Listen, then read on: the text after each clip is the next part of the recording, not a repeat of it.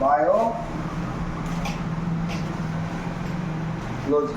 नहीं, जी सर। इसमें दो टर्म है। एक क्या है? बायो। ये वो क्या है?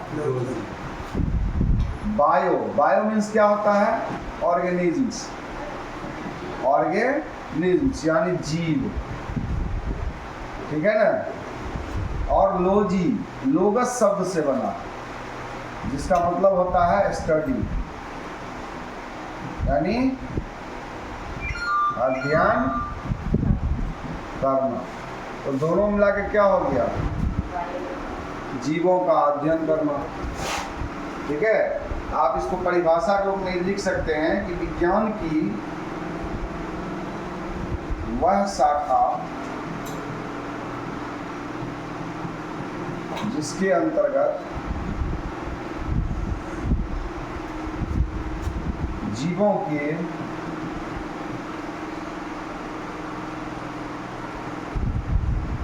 विभिन्न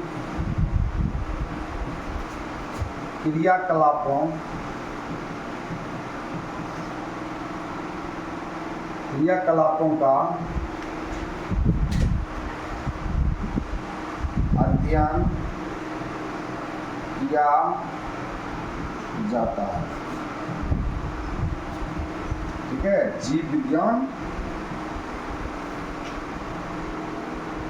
कहलाता है। इंग्लिश में डिफिनेशन लिखा दें,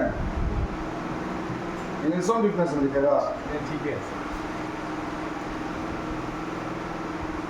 विज्ञान की वह शाखा जिसके अंतर्गत जीवों के विभिन्न क्रियाकलापों का अध्ययन किया जाता है, वो क्या हो गया? जीव विज्ञान। अब जीव विज्ञान के जनक किसको कहते हैं?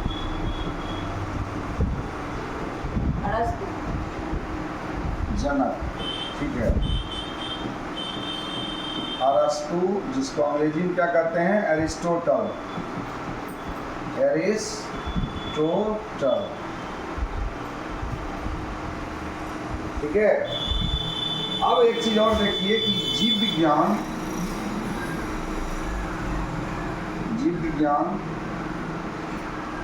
यानी कि बायोलॉजी, इसको आप दो भाग में बांट सकते हैं। पहला जूलॉजी, दूसरा बॉटनी। जिसको क्या कहते हैं? प्राणी विज्ञान, या फिर जंतु विज्ञान, ठीक है। और दूसरा क्या है? बॉटनी। बॉटनी। बॉटनी मतलब वनस्पति विज्ञान। वनस्पति या पादप विज्ञान, ठीक है। यानी इसमें क्या हो जाएगा? जीवों यानी प्राणियों, जंतुओं का अध्ययन, जंतुओं या प्राणियों का अध्ययन। और इसमें क्या हो जाएगा? पेड़ पौधों का अध्ययन। शॉर्ट में देख रहे हैं हम लोग, ठीक ना। अब फादर ऑफ जूलॉजी कौन है?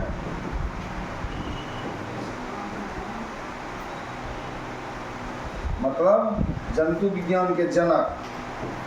जंतु विज्ञान के जनक कौन है?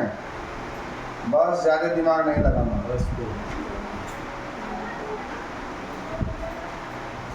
फादर ऑफ साइंस कौन है? फादर ऑफ साइंस, ज्यादा दिमाग नहीं लगाना, समझ गए। यानी विज्ञान के जनक, जूलॉजी के जनक और बायोलॉजी के जनक, तीनों के जनक इसी को माना जाता है अरस्तु। बॉटनी का भी बता दे रहे हैं। अब बच गया जूलॉजी का, तो देख ही नहीं है। बॉटनी का जनक जो है थियोफ्रेस्टस है। थियोफ्रेस्टस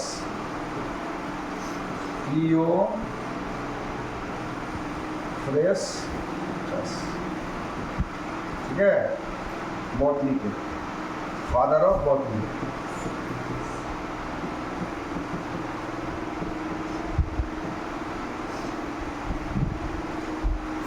क्लियर है? क्लियर है ना? समझ गए ना बात को? समझिए, father of biology, father of zoology, father of science, सबके बाप अरस्तु नहीं, जनक कहते हैं उसको, ठीक है। जनक साहब का नाम सुने हैं ना? कौन है जनक साहब? आप बताइए, ये भी नहीं जानिएगा तब कैसे? जनक जी का नाम नहीं जानते हैं? शादी ब्याह गाना नहीं गाते हैं? राजा जनक जी केलन होशियारी सुने हैं ना? एक आदमी से हमसे पूछ दिया कि आपका जनकपुर कहाँ?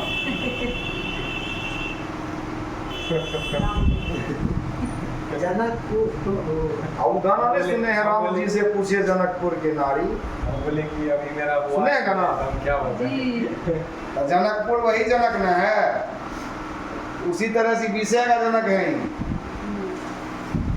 और कहता लोग ससुराल जाना का की जनकपुर जा डाली, समझ रहे हैं ना? आप समझ लीजिए।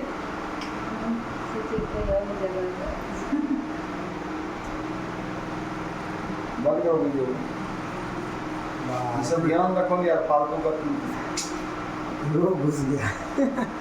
उसको करना है कि इसमें एक बेसिक स्तर होता है, सबसे नीचे का स्तर, सबसे सूक्ष्म स्तर, वो होता है क्या? परमाणु, ठीक है ना? परमाणु के मिलने से क्या बनता है? अणु। अणु को सबसे सूक्ष्मतम इकाई कहा जाता है, सबसे सूक्ष्मतम इकाई, लेकिन निर्जीव, ये ध्यान रखिएगा, ठीक है। अणु के मिलने से क्या होता है?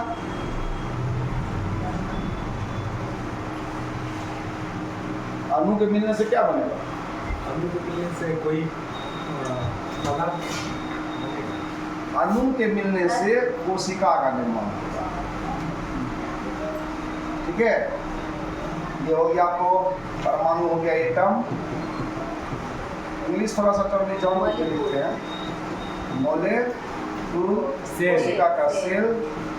अब कोशिका के मिलने से क्या बनेगा? उत्तक। उत्तक को इंग्लिश में क्या कहते हैं? टिश्यू। उत्तक के मिलने से क्या बनेगा? अंग। अंग को क्या कहते हैं? ऑर्गन। अंग के मिलने से क्या बनेगा? अंगतंत्र। अंग तंत्र बनेगा, यानी ऑर्गन सिस्टम। अंग तंत्र के मिलने से क्या होगा? शरीर। जीव का निर्माण। यही जीव जिसके बारे में हम लोग बायोलॉजी में अध्ययन करते हैं, ठीक है ना। और जीव का इंग्लिश क्या हो जाएगा? ऑर्गेन,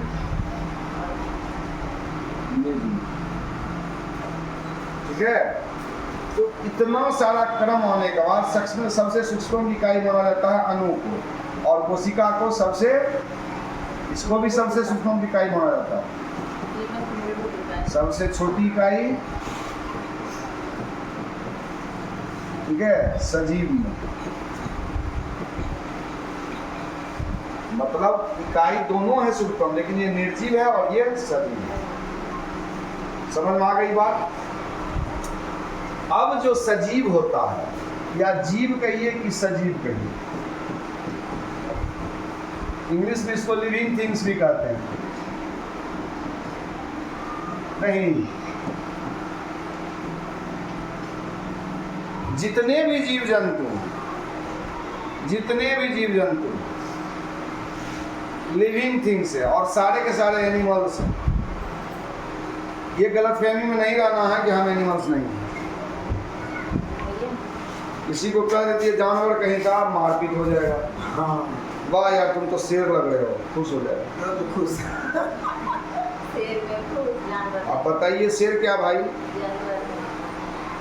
सही बात ऐसे animals- ठीक है ना? हाँ किसी शेर बोलती थी वहाँ हमको तो शेर गदगद हो जाता है। वो सीन तो ही गया सजीव था। लिविंग थिंग जो है ये किसको कहेंगे? फिर जानवर नहीं होगा सभी सभी वे वस्तुएं हम कह रहे हैं या चीज जो वृद्धि पोषण उत्सर्जन वृद्धि पोषण शोषण श्वसन जनन चलिए प्रजनन उत्सर्जन संवेदनशीलता, ठीक है, वृद्धि पोषण श्वसन प्रजनन उत्सर्जन संवेदनशीलता जैसे गुणों को प्रदर्शित करते हैं या दिखाते हैं जीव या सजीव कहलाते हैं। ठीक है, अब यहाँ पे टर्म वृद्धि पोषण श्वसन प्रजनन उत्सर्जन आया है ना, संवेदनशीलता आदि भी यहाँ जोड़ लो क्योंकि और भी गुण है, आदि भी जोड़ देना, आदि जैसे गुणों को प्रदर्शित करते हैं।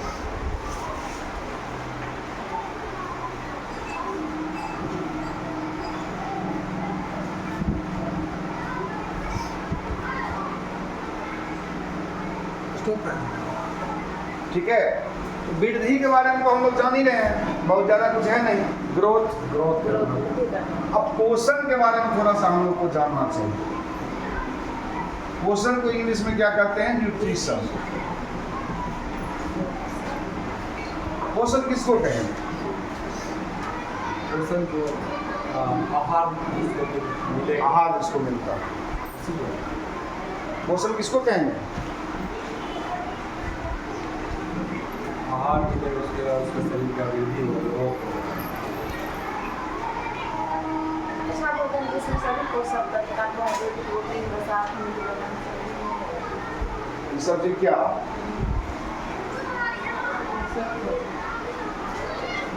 अच्छा, वृद्धि को पहले लिख लेते हैं, वृद्धि को भी थोड़ा सा पहले पूछ लेते हैं, गलती हो गया। पहले वृद्धि ये बताइए आप लोग जिसको अंग्रेजी में क्या कहते हैं? ग्रोथ। शारीरिक जो विकास हो, शारीरिक विकास ये वही हुआ फिर शारीरिक जो विकास होगा वो जिससे ग्रोथ में आएगा।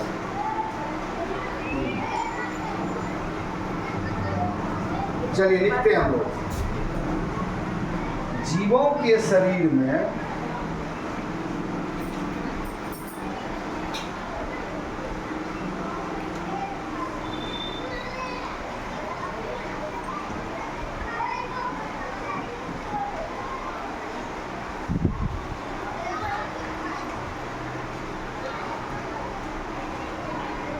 शरीर में होना चाहिए, एक मिनट इसी मुझे थोड़ा जीवों के आकार, आयतन एवं शुष्क भार में अपरिवर्तनीय बढ़ोतरी को वृद्धि कहा जाता है।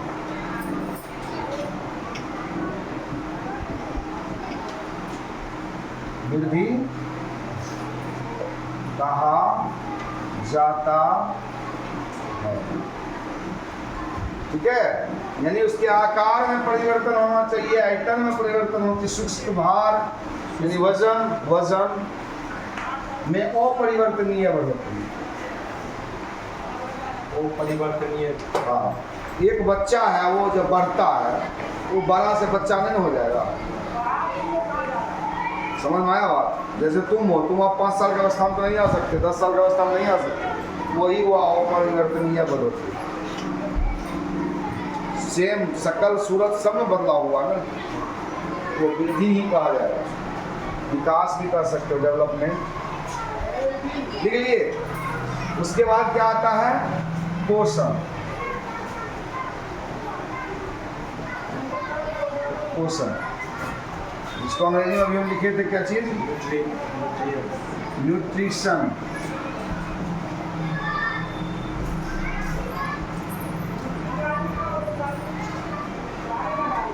किसको कहेंगे?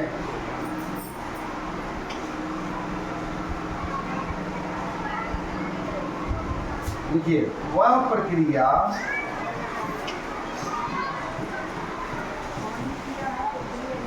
जिसके अंतर्गत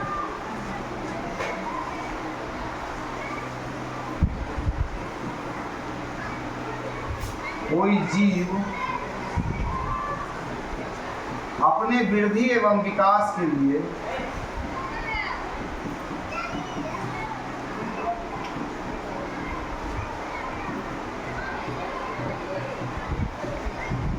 भोजन के माध्यम से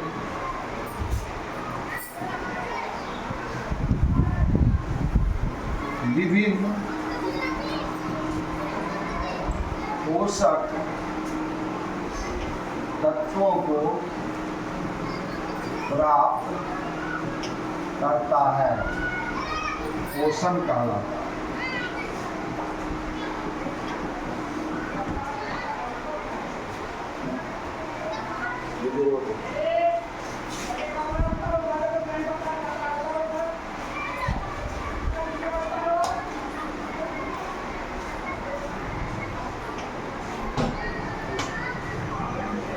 थोड़ा कट रहा है।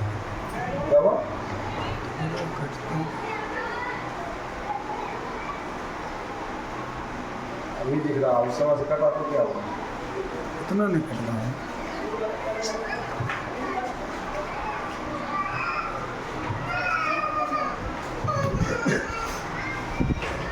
थोड़ा सा कट रहा है। इसे अंतर्गत है तो कट रहा है।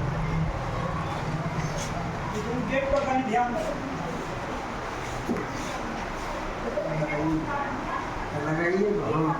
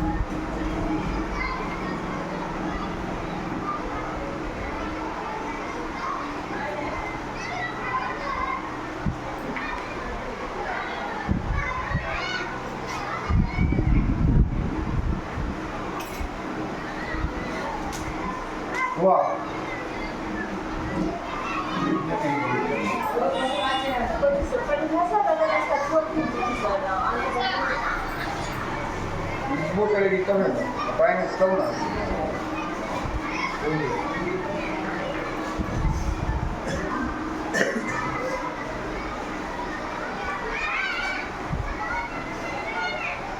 जल्दी खत्म हो ही सकते हो, थोड़ा सा मेहनत लगेगा, घर पर करना पड़ेगा। जब लिखते हैं नहीं लिख पाता छोड़ दीजिए, जैसे उसका पीडीएफ अपना होता है कि सर अपना समझाइए ना, भरते जाएंगे आराम से, तब जल्दी जल्दी होगा नहीं सही, देरी लगेगा ही।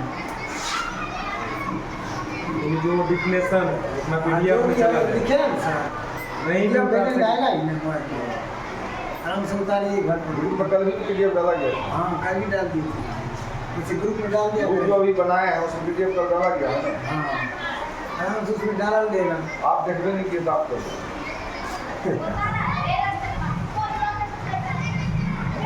उसमें दिक्कत नहीं होगा, तब क्लास आगे बढ़ते रहेंगे, तब समझने की कोशिश किया जाएगा। जब तक क्या अभी आधा घंटा से ही है। वाला और हाँ वाला आधा क्यों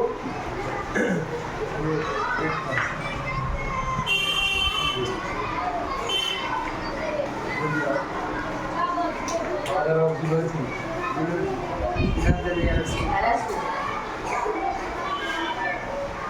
बायोलॉजी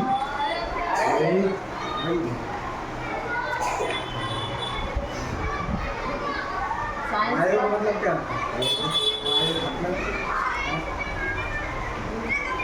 क्या हुआ? हो गया।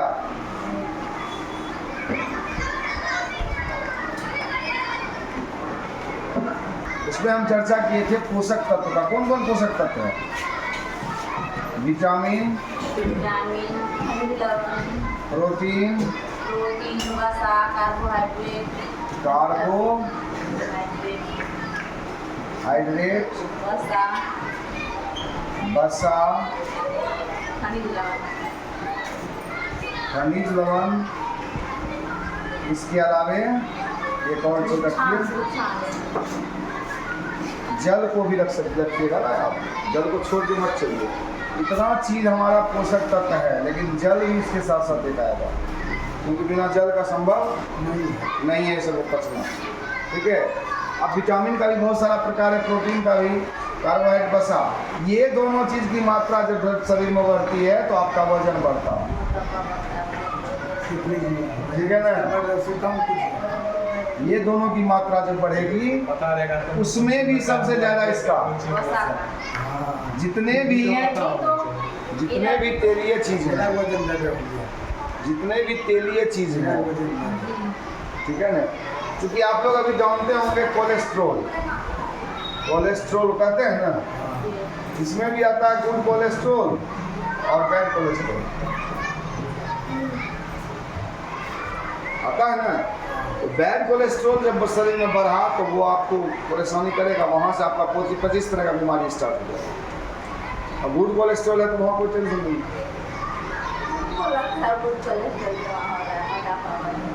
मोटापा बढ़ रहा है तो समझ लीजिए बीसी कैटेगरी में आ रहे हैं। अच्छा अगर मोटापा नहीं बढ़ रहा है तो दूसरी कैटेगरी में आ रहे हैं, कंट्रोल में है तो।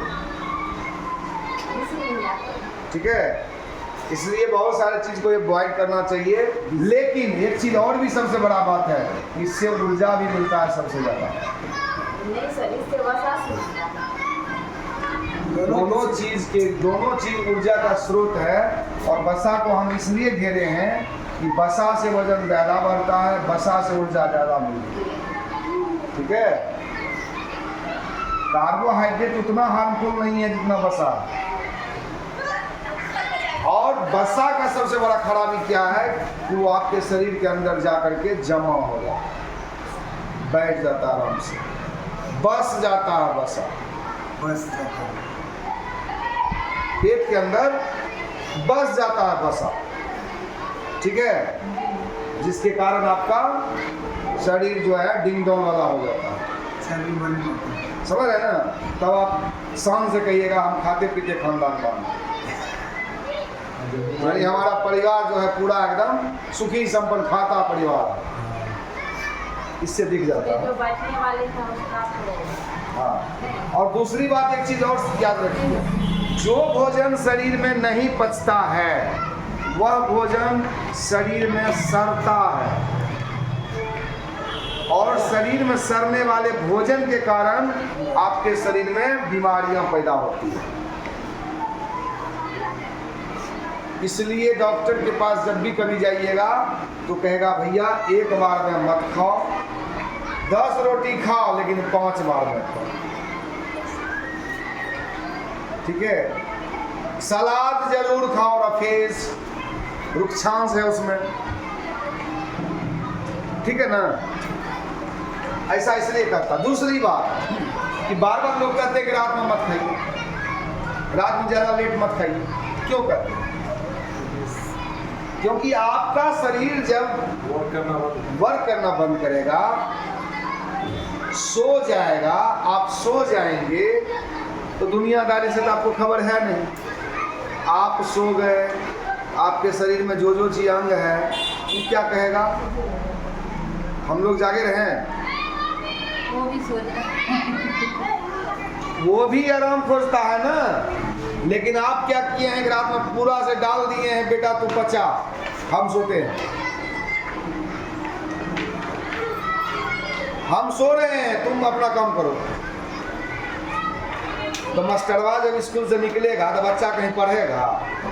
ये बताइए आपको। टीचर जो निकल जाएगा तो वो तो टंडली मारना अंदर शुरू कर देगा ना, वही करता है पाचन तंत्र, ठीक है?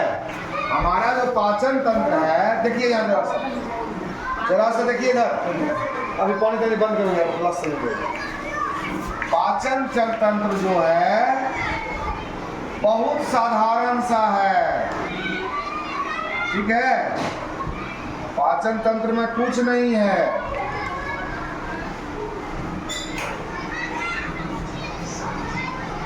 ठीक है?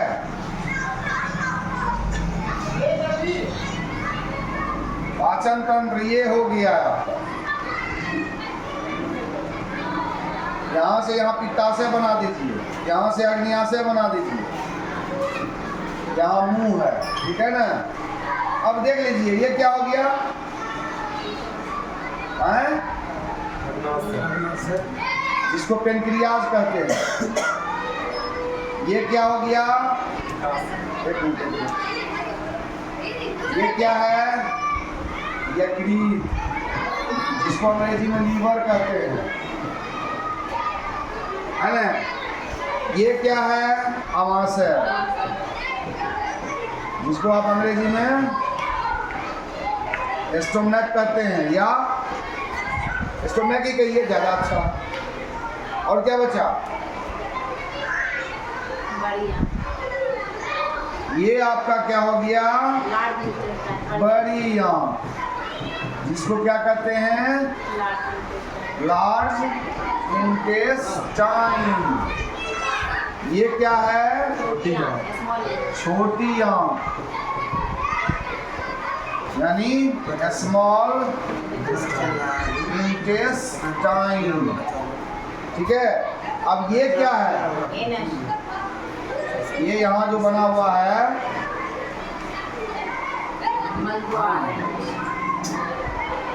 ये है आपको गुदा, इसको एनस भी कहते हैं, मलद्वार भी कह सकते हैं। और यहाँ जो निकला हुआ थोड़ा सा रहता है, इधर गड़बड़ा गया है, इस जगह कृमि ऊपर परिशेषिका है। और ये क्या है यहाँ पर? ये सर मैं रुक जाइए थोड़ा सा। ठीक है, ये जो देख रहे हो ये है पित्ताशय, पित्ताशय, गॉल ब्लैडर, ठीक है? ओवरऑल ये आपका बन क्या गया? मानव का पाचन तंत्र। तो आपका जो ये पाचन तंत्र है, यहां से इंजेक्शन होता है आपका अंतर्ग्रहण। भोजन को लिए, इसमें डाले, भोजन आया। अब इसका प्रोसेस तो सबसे पहले पाचन का काम तो मुंह में ही शुरू हो जाता है, क्योंकि आप जान रहे हैं कि मुंह के अंदर लार ग्रंथियां होती हैं, और ये लार ग्रंथियां जब भोजन को चबाती है तो भोजन मीठा लगता है। और तब भोजन, चूंकि भोजन का टुकड़े टुकड़े करना पाचन का पहला प्रोसेस है, उसको जितना महीन करेंगे, तोड़ेंगे तो दांत से वो काम करते हैं, पीसेंगे, पीसने का काम करते हैं। तो महीन से महीन थोड़ा थोड़ा पानी भी रहता है, चूँकि मुंह में जो लार आता है उस लार से वो तरल हो जाता है थोड़ा सा, और उसको आप शरीर के अंदर डालते हैं। मुर्गा मसाला सब शरीर के अंदर गया, हमारा शरीर पूरा सो गया। ये बेचारा काम कर रहा है, टुक धुम इसका चल रहा है काम। तो पचा पाएगा? नहीं पचा पाएगा। अगर आप जगे रहेंगे तब पचा लेगा ये, क्योंकि उस समय उसका गति आपके जगे होने जैसा गति रहता है। सो गए तो वह भी सो जाता है, वो उस रफ्तार से काम नहीं करता है। समझ रहे हैं? तो स्वाभाविक सी बात है कि जो भोजन आप, जो पोषक तत्व आप ग्रहण किए हैं, चूंकि मीट मसाला में करिएगा तो यही दोनों सबसे बेसी रहता है उसमें। कुछ मात्रा प्रोटीन का भी होता है, प्रोटीन भी पचता है देर से। दाल में प्रोटीन पाया जाता है, और सबसे ज़्यादा प्रोटीन किस दाल में होता है मालूम? मटर के दाल में। जी, मटर के दाल में सबसे ज़्यादा प्रोटीन होता है। लेकिन एडवांस लोग मटर दाल नहीं खाते हैं, बेसी बेसन लेंगे नहीं तो कचरी खाएंगे। उसमें भी बेसन, ठीक है, पसंद करते हैं। दाल सब में प्रोटीन है। अपेक्षा जब कीजिएगा तुलनात्मक रूप से तो उसमें मटर मैक्स ज़्यादा है सब। ठीक है, वो हो गया। विटामिन तो आप जान ही रहे हो, खनिज पदार्थ कच्चा फल वगैरह में है, फल वगैरह में है। आप इतना याद रखिए कि अगर आपने डाटा बना लिया 33%, 33%, 33% और 1%, तो आप स्वस्थ रह सकते हैं अच्छे तरीके से। क्या 33%? 33% क्या है भाई? क्या है 33%? विटामिन होगा। ये 33% है पका भोजन, ये 33% है कच्चा भोजन यानी फल फूल सब्जियां, और ये 33% है जल, और 1% है हवा। आपका अम्ल और क्षार का बैलेंस बनेगा। और जब तक अम्ल क्षार का बैलेंस नहीं रहेगा आप बीमार पड़ते रहिए। और सबसे कम पहले क्या था कि लोग 90% क्षारीय पदार्थ खाते थे और 10% अम्लीय। अब उल्टा चला गया है, क्या? 10% क्षारीय और 90% अम्लीय खाते हैं। जितने भी सिझा हुआ चीज़ आप खाते हैं, जितना भी पका हुआ चीज़ आप खाते हैं, जितना अनाज का आइटम चीज़ आप खाते हैं, वो सारे के सारे अम्लीय हैं। आप खुद अपने रूटीन में चेक कीजिए कि पूरा दिन में कच्चा पदार्थ आप कितना खाते हैं। खुद आप चेक कर लीजिए, पता चल जाएगा। और आप कच्चा पदार्थ नहीं खाते हैं तो बीमारी को आप आमंत्रण दे रहे हैं, इसमें कोई दो राय नहीं। एक बात हो गई। दूसरी बात, इस दोनों का बैलेंस बहुत बढ़िया होना चाहिए।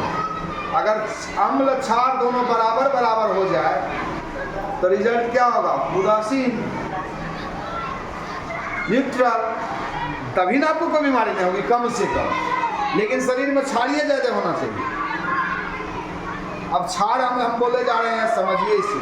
कच्चा चीज में क्षार ज्यादा होता है, पका चीज में अम्ल मैक्सिमम 100%। तो वही कहते हैं कि एसिड बन गए, गैस बन गए, उल्टे सिस्टम है। क्योंकि रात में जो आप भोजन डालते हो वो पचता तो है नहीं, वो सड़ता है। और सड़ने की वजह से गैस बनना, एसिडिटी, पेट खराब, कब्जियत, ये सारा बीमारी का जड़ स्टार्ट है। इनके से अच्छा बीमारी का चीज में तो फल सलाद और वो अंकुरित ये सब रहता है ना। हाँ, सब्जी और कच्चा खाना देखो सीधा कहता है सूरज डूबा भोजन बंद, खाना ही नहीं। सूरज डूबा तब ये भोजन करना और सूरज डूबा भोजन बंद करो, यानी सूरज के उपस्थिति में खाना, अनुपस्थिति में नहीं। गैस हो जाता है। शादी ब्याह में सब मिले अब शादी ब्याह पर चलोगे तो उसमें भी नियम है। सच बात ये है कि हम लोगों के हिंदू धर्म में जो शादियां होती है वो राक्षसों की शादी है, क्योंकि शादी तुम हमको किसी ग्रंथ में किसी में दिखा दो कि रात में होने का प्रावधान है। हर शादी को दिन में करवाने का प्रावधान है, रात में नहीं है। हाँ, दूसरी बात करना है कि सूर्योदय से पहले हो जाना चाहिए। क्या चीज? हम क्या बोले? हाँ।